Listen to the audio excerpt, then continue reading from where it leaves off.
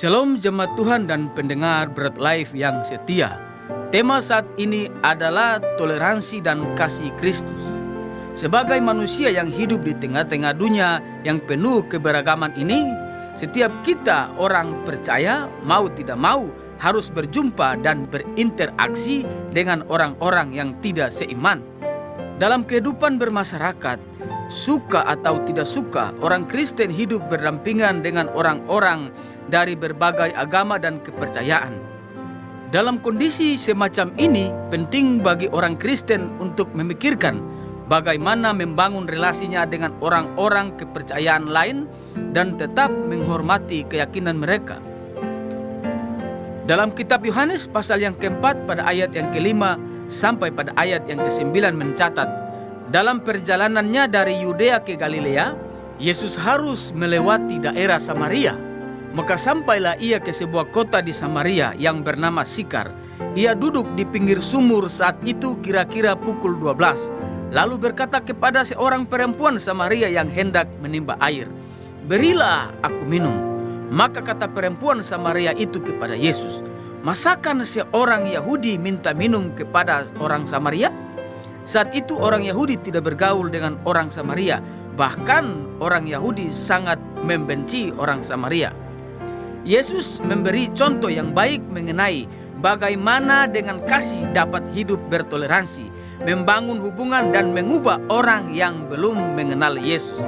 Hal yang pertama, dalam perjalanannya Yesus sengaja mampir ke sebuah kota Sikar di Samaria, yaitu tempat orang-orang yang tidak sepaham dan dibenci oleh orang-orang Yahudi.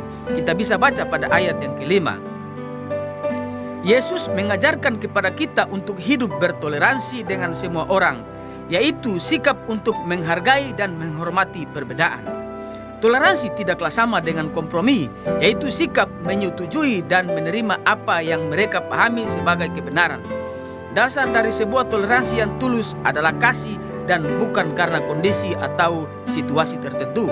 Sebagaimana Yesus mengasihi semua orang, maka kita pun diajarkan untuk mengasihi sesama manusia seperti mengasihi kepada diri kita sendiri.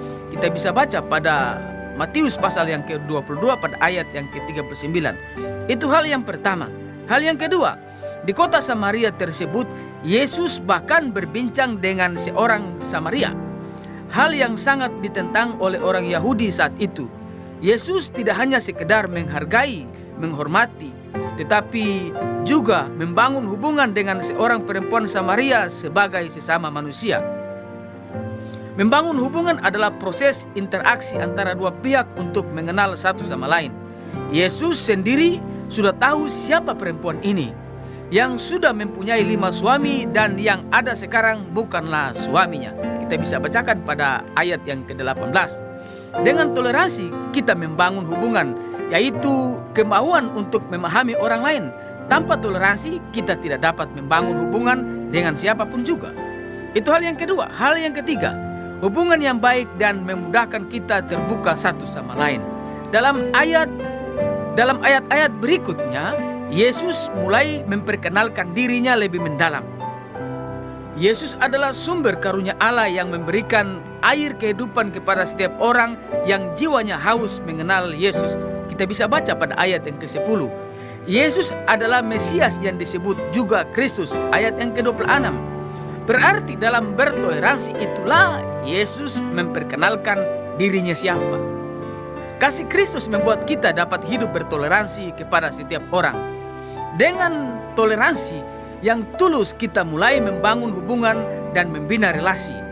Dan sesudah membangun hubungan, kita mulai dapat menceritakan apa yang kita alami, yaitu kasih dan kuasa Tuhan Yesus yang telah mengampuni dosa, memberi hidup yang baru, hidup yang kekal dan tidak akan kekurangan apapun dalam pemeliharaannya.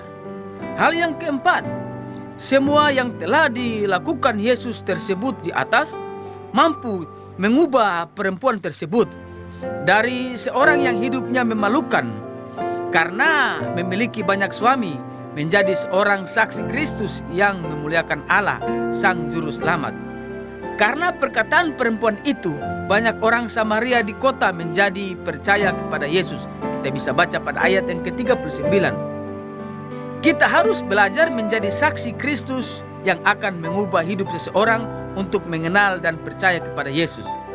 Jemaat Tuhan dan pendengar Bread Life yang setia, perbedaan agama, kepercayaan tidak boleh menjadi halangan untuk menolong atau berbuat baik kepada orang lain.